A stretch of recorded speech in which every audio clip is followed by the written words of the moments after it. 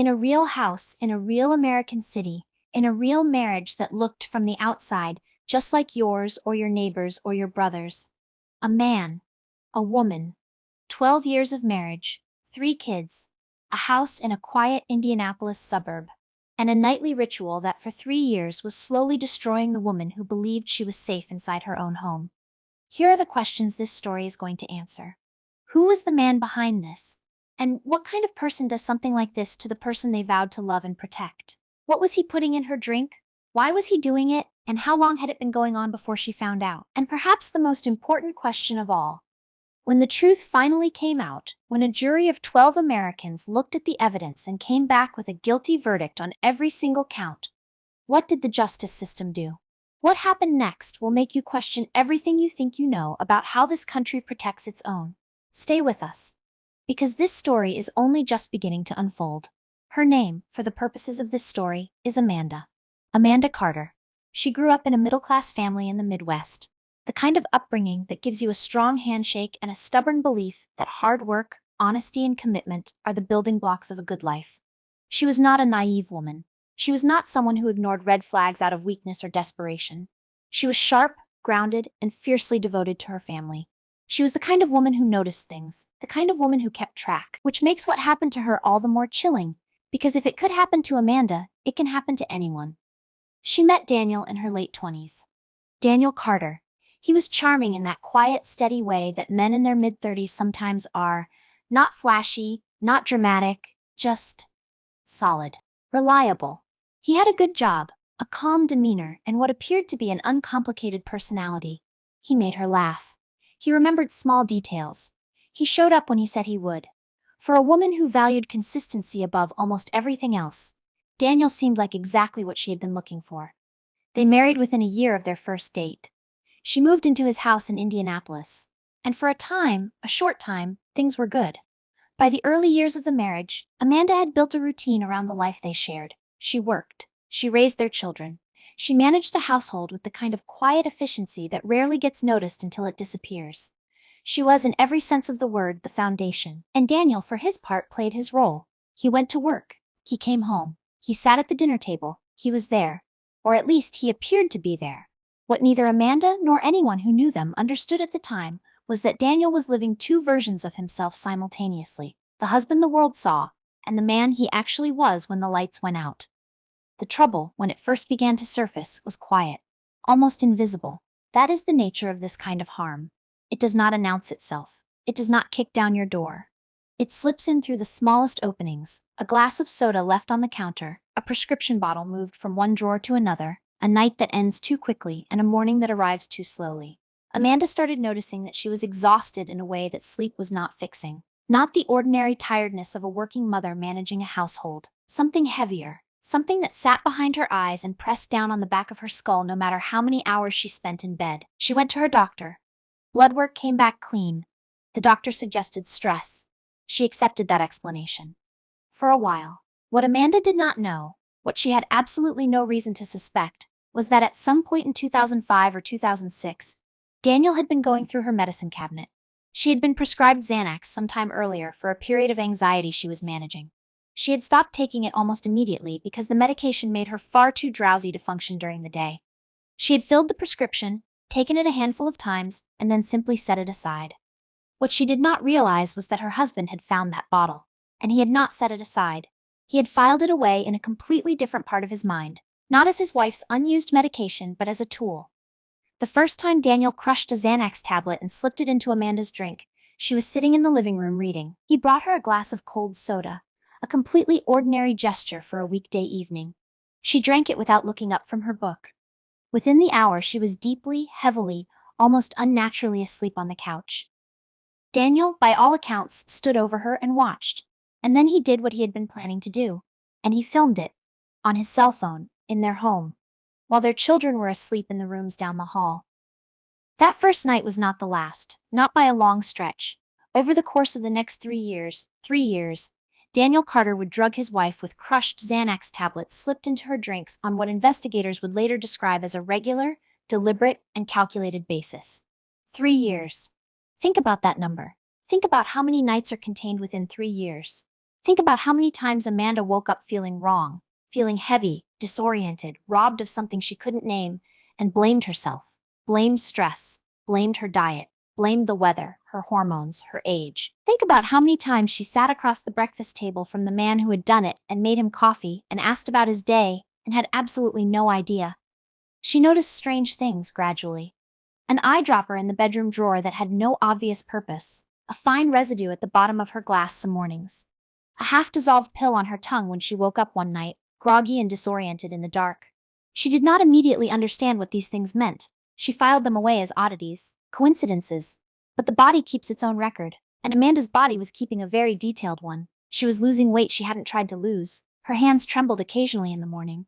She had stretches of time she could not fully account for, conversations she had apparently participated in that she had no memory of, small pieces of herself going missing, one by one, like pages torn quietly from a book. She had no idea that the man sitting beside her at church on Sundays, the man who coached their son's little league games on Saturday mornings, the man who told people at dinner parties that his wife was his best friend, that this man had over 100 videos on his cell phone, videos of himself, and of her, taken while she was unconscious, taken inside the bedroom of their own home. A library of evidence so detailed, so meticulously cataloged, that when investigators eventually got hold of it, they would describe it not as impulsive or spontaneous, but as the work of someone who knew exactly what they were doing and had been doing it for a very long time. The moment Amanda Carter's world changed, truly, permanently, irrevocably changed, did not happen in a courtroom. It did not happen in a police station. It happened in her own bedroom on an ordinary afternoon when she picked up her husband's cell phone. She wasn't looking for anything. She was not a suspicious wife conducting an investigation. By her own account, she was simply doing what many people do in the casual intimacy of a long marriage. She picked up his phone to check something small, something forgettable, something that had nothing to do with what she was about to find. And then she found it. There were 3 videos. 3 videos stored in a folder on Daniel's phone, labeled with nothing, filed away among ordinary photos and messages like they were as unremarkable as grocery store receipts. Amanda pressed play on the first one, and within seconds she understood everything. The exhaustion, the missing time, the half-dissolved pill on her tongue in the dark, the eyedropper in the drawer, the mornings when her body felt like it had been borrowed without her permission and returned before she woke up. She understood all of it, in a single moment, in a way that no amount of explanation could have prepared her for. She was looking at herself, unconscious, in her own bedroom. And she was not alone. She has said in interviews that she did not scream. She did not drop the phone. She did not cry immediately. She sat very still for what felt like a long time, but was probably only a few minutes. She watched all 3 videos. She needed to be sure of what she was seeing. She needed to know that she was not misunderstanding something, that there was not some version of this that made sense in a way she hadn't considered yet. There wasn't. What she was seeing was exactly what it appeared to be.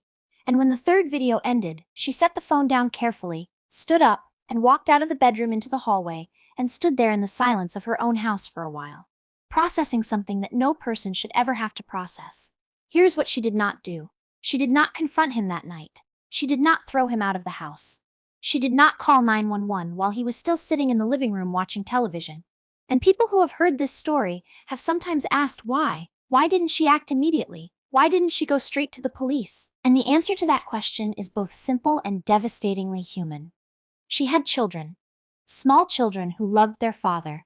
Children who would be affected by whatever happened next in ways she could not fully predict or control. She needed time. She needed to think. She needed to make sure that when she moved in a way that protected them and herself completely. So she waited. She kept going through the motions of her ordinary life. She made dinner. She helped with homework. She sat on the couch in the same living room as the man who had done this to her, and she waited. She also started looking more carefully at everything around her. Once her eyes were open, truly open, she began to see the evidence she had walked past for years. She found more pills. She found the powder residue in glasses she had drunk from. She noted the dates and the pattern, the way her worst mornings consistently followed the evenings when Daniel had brought her a drink. The evidence was not subtle once she knew what she was looking at. It had never been subtle. She had simply been the last person in the world who would have thought to look for it. Because she had been inside the marriage, trusting the person who was supposed to be the one person in the world she didn't need to be suspicious of. The marriage ended before she went to the police. She and Daniel divorced in 2009. 12 years of marriage, and it ended with Amanda knowing what she knew, and Daniel not knowing that she knew it. She has said that she spent those last months of the marriage living in a kind of suspended state, present on the surface, absent underneath, trying to figure out the right moment, the right way, to bring what she had found into the daylight. The divorce gave her children. It gave her distance. And eventually, after 2 more years had passed, 2 years of carrying what she knew alone, she walked into the Indianapolis Metropolitan Police Department and told them everything. It was May of 2011. Amanda from a detective and described, in as much detail as she could recall, what her then-husband had done to her inside their marriage. She told them about the videos. She told them about the pills. She told them about the eyedropper, the residue in her glasses, the mornings when she woke up feeling like a version of herself had gone somewhere without her. And she braced herself for the response she feared most, the response that women in these situations have historically feared most, which is that no one would believe her, that it would be her word against his, that the closed door of a marriage would make it too difficult to prove. She didn't need to worry about that, because Daniel Carter had documented everything himself. When investigators executed a search warrant and seized Daniel Carter's electronic devices, what they found was not a thin folder of suspicious material. What they found was a library, a meticulously organized, carefully preserved library of video evidence documenting years of calculated, deliberate abuse. Over 100 files, a collection so large, so thoroughly cataloged, that it removed any possible argument about confusion or misunderstanding, or a single moment of poor judgment. This was not a mistake. This was not a one-time lapse in character. This was a pattern, sustained over years, by someone who had decided that his wife's unconscious body was available to him regardless of her knowledge or consent. The police investigation moved quickly once the digital evidence was secured. Detectives began working backward through the timeline Amanda had provided, matching her accounts of particular mornings, the groggy awakenings, the physical discomfort, the missing time, against the timestamps on the files they had recovered. The correlation was precise. Every date she could identify as a bad morning corresponded to video evidence from the night before. The files weren't vague or ambiguous. They were time-stamped and sequential, almost like a log. The question investigators needed to answer beyond the what, which was already answered overwhelmingly by the videos themselves, was the how.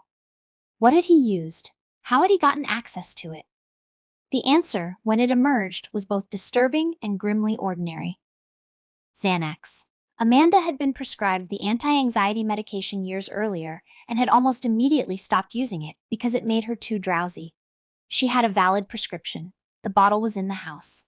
Daniel had simply taken it, crushed the tablets, and added the powder to her drinks when she wasn't watching. He had access to his wife's unused medication. He had access to her drink. And he had, apparently, decided that those two facts in combination gave him access to her. Prosecutors later described his stated rationale in terms that have stayed with everyone who covered this case. According to the prosecution's account, Daniel Carter told people that he had drugged his wife because she was, and this is a direct description from the prosecutor's own remarks, snippy. She was snippy, and the drugs made her nicer. Let that settle for a moment. A woman in her own home, in her own marriage, going about the ordinary demands of her life, raising children, managing a household, working, existing, was, in the private judgment of her husband, too irritable, too much herself. And his solution, the thing he landed on and then executed and then repeated for 3 years, was to chemically alter her consciousness, without her knowledge, so that she would be easier to be around, easier to manage, more compliant, more available. The arrest of Daniel Carter came in August of 2011. He was charged with 1 count of rape and 5 counts of criminal deviant conduct, all Class B felonies. The charges alone carried potential sentences that, stacked together, could have amounted to well over 100 years in prison. His arrest made local headlines. The story spread quickly across Indiana, and then nationally, picked up by wire services and major outlets, because it touched something raw and deeply unsettling in the public consciousness. The idea that the danger inside a marriage could be invisible, chemical, hidden in plain sight inside something as domestic and benign as a glass of soda on a Tuesday evening. Amanda Carter came forward publicly. She gave interviews. She told her story not because she enjoyed the exposure. By every account, the attention was painful and exhausting, but because she understood something clearly. If she stayed silent, this would stay invisible.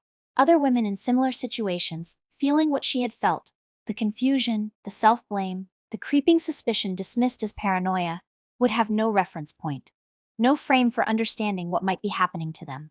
She had the platform, and she chose to use it. She has said simply that she wanted people to know that rape, regardless of the relationship, is rape. That a wedding ring does not change what it is, That being asleep in your own bed, in your own home, is not in time. Change what it is. That being asleep in your own bed, in your own home, is not in closes. The trial of Daniel Carter began in Indianapolis in April of 2014.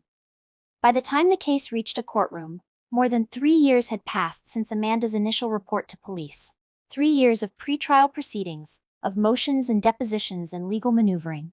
3 years of Amanda Carter carrying the weight of this publicly, of her name being attached to one of the most disturbing domestic abuse cases in Indiana history. 3 years of waiting for a jury to sit down and look at what had been done to her and make a decision about what it meant. The defense's strategy was, in essence, what defense strategies in cases like this almost always are. Challenge the evidence, challenge the memory, challenge the credibility of the woman at the center of it. There were attempts during pretrial proceedings to compel testimony about Amanda's personal life, her relationships outside the marriage, suggestions designed to muddy the picture and shift focus away from the videos. The videos that showed clearly, without ambiguity, without Carter took the stand. She was measured, precise, and clear. She did not perform grief for the jury. She did not collapse or reach for theatrical emphasis. She simply told the truth, from the beginning, in order, with the kind of composure that comes, not from the absence of pain, but from having lived with that pain for so long that you have learned to carry it without letting it carry you. Witnesses described the courtroom as very still while she spoke, the kind of stillness that falls over a room when something true is being said and everyone present understands it. The jury deliberated, and then they came back. Guilty on all 6 counts, 1 count of rape, 5 counts of criminal deviant conduct, all felonies, all proven beyond a reasonable doubt. The verdict was unanimous. When it was read, Amanda Carter sat with her hands folded and her eyes forward and allowed herself, for the first time in a very long time, to exhale. She has said that the verdict itself, the moment the word guilty was spoken 6 consecutive times in that courtroom, was not the relief she had expected. She had expected something to release inside her, some long-held pressure to break. Instead, she felt something quieter, something more like recognition, like a long argument had finally been settled. Like the truth she had been carrying alone for years had finally been acknowledged by the world outside her own head. She said it felt like, I told you, I knew, and now you know too. Here is where this story takes its most painful turn. Because what happened next, in that Marion Superior Courtroom in Indianapolis on May 16, 2014, is the part of this story that traveled around the world, the part that made people set down whatever they were doing and stare at their screens in disbelief. Daniel Carter had just been convicted on 6 felony counts. The prosecution had asked for a sentence of 40 years. The 6 charges he had been convicted of, stacked together, could legally have resulted in a sentence of up to 120 years in prison. Amanda Carter sat in that courtroom knowing what the evidence had shown, knowing what the jury had found, and waited for the judge to speak. Judge Kenneth Sloan sentenced Daniel Carter to 20 years, but 12 of those 20 years were immediately suspended. The remaining 8 years for 6 felony convictions, for 3 years of deliberate chemical assault and rape inside a marriage, were to be served not in a state correctional facility, not behind bars, not in a cell. The 8 years were to be served on GPS-monitored home detention. Home detention. He was going home, the same day he was sentenced. While the woman he had victimized, the woman who had spent years gathering the courage to come forward, sat in that courtroom and watched it happen. And then the judge said something else. Something that the victim, the prosecution, legal scholars, women's rights advocates, and millions of ordinary people across the country would spend the following weeks and months struggling to process. The judge told Amanda Carter to forgive her husband. He said that Daniel Carter had obviously struggled with this. And then he told the man who had been convicted of raping his wife repeatedly over the course of 3 years to go home. Amanda Carter described the moment afterward in words that have become some of the most quoted lines from this entire case. She said, I feel like I got sucker punched. She said, I heard the judge tell me to forgive my rapist, and then I listened to him say he can go home that day. She said, this man was a repeat offender. This was not a one-time thing. It happened for 3 years. He admitted to drugging me in open court. These were not the words of a woman who felt that justice had been served. These were the words of a woman who had done everything right, who had waited, who had gathered evidence, who had walked into a police station, who had testified in open court, and had then been told, by the system she had trusted with the worst experience of her life, that her suffering was worth 8 years of a man being inconvenienced inside his own house. The public reaction was immediate, enormous, and furious. A petition demanding the judge's removal from the bench gathered tens of thousands of signatures within days. Legal scholars published op-eds questioning the reasoning behind the sentence. Domestic violence advocates held press conferences. Women's rights organizations issued formal statements. National news anchors discussed the case in prime time. The story had already made Amanda Carter's name synonymous with a particular kind of quiet courage, the courage of a woman who insisted on being believed, and the sentencing turned it into something larger. It became a referendum on how seriously this country treats crimes committed inside marriages, on whether the word rape carries the same weight when the person who committed it slept in the same bed as the person they violated.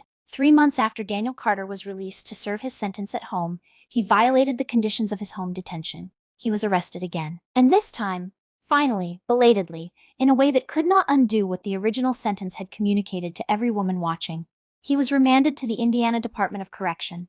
He served his time. He was eventually released. The case closed. But the conversation Amanda Carter had opened, the one about what it means to be unsafe inside a marriage, about what the law owes to people who are harmed by the people they trust, that conversation did not close with it. There is a detail from this case that has stayed with me since I first learned this story. When Amanda Carter was asked in an interview why it had taken her so long after finding the videos to go to the police, 2 years of divorce proceedings, 2 years of being alone with what she knew, she gave an answer that is so human it almost hurts to hear. She said she hadn't been sure it was a crime, because they were married. She had been so conditioned to believe that marriage was a kind of permanent consent, a contract that made certain violations impossible, or at least unprosecutable, that even with the videos in her hands, even with the undeniable evidence right there on a phone screen, her first instinct was to doubt herself, to wonder if what had been done to her even qualified. That had been done to her even qualified. That is what this kind of abuse does to a person. It doesn't just take something from you in the moment. It takes your certainty. It takes your trust in your own perception. It makes you an unreliable narrator of your own life, and it does so gradually, quietly, through repetition, through the slow accumulation of mornings when you feel wrong and can't explain why, through the years of being told that what you're experiencing is stress, or hormones, or exhaustion, or imagination. It makes you doubt the very instincts that are trying to protect you. And the cruelest part is that the person engineering that doubt is the same person you are supposed to be able to go to when something feels wrong. What Amanda Carter did, the act that took the most courage, that required the most from her, was not finding the videos. It was not going to the police. It was not taking the stand and telling her story in front of a jury and a courtroom full of strangers. The act that took the most courage was the moment, alone in that bedroom with the phone in her hands, when she decided to trust herself. When she looked at the evidence and refused to explain it away. When she said to herself in the silence of her own house, "I know what I am seeing, and I am going to do something about it." This story is not an anomaly. According to data compiled by advocacy organizations working in the area of drug-facilitated abuse, the use of sedatives as a tool of domestic control is far more common than most people realize, and far less commonly prosecuted. The invisibility of the harm, the fact that it leaves no bruises, no marks, no outwardly visible damage, makes it easy to miss, easy to dismiss, and enormously difficult to prove, without the kind of accidental, self-incriminating documentation that Daniel Carter happened to leave behind. Most cases do not come with a library of video evidence. Most cases come only with a woman who knows something is wrong and cannot yet explain how she knows. If you are watching this and something in it feels familiar, if something in Amanda Carter's description of her own confusion, her own growing certainty that something in her life was not right, resonates with something you have been trying to explain to yourself, please take it seriously. Your body knows before your mind does. Your instincts are not paranoia. The discomfort you cannot name is trying to tell you something. And there are people who will listen, and who will believe you, and who will help you figure out what to do next. The number for the National Domestic Violence Hotline is 1-800-799-7233. It is available 24 hours a day, every day of the year. You do not need to be certain. You do not need to have proof. You just need to make the call. Amanda Carter is still talking about what happened to her. Not because she is defined by it, but because she chose to refuse the silence that it tried to impose on her. She said once that she wanted other women to know that what was done to her was real, that it had a name, that it was prosecutable, and that they were not alone. She did not ask for any of this. She did not choose to become the face of a national conversation about marital rape and drug-facilitated abuse. But when the moment came, she stood in it, fully. without apology. And for every person watching this who has ever been told their pain was not real, or not serious, or not enough, Amanda Carter's story says otherwise. The truth has a way of surviving, even when it is buried under 3 years of powder residue and deleted files and a system that told a woman to forgive the man who had violated her inside her own home. The truth survived here. It walked into a police station in Indianapolis on a May morning in 2011, and it sat down across from a detective, and it told its story from the beginning. And eventually, the world listened.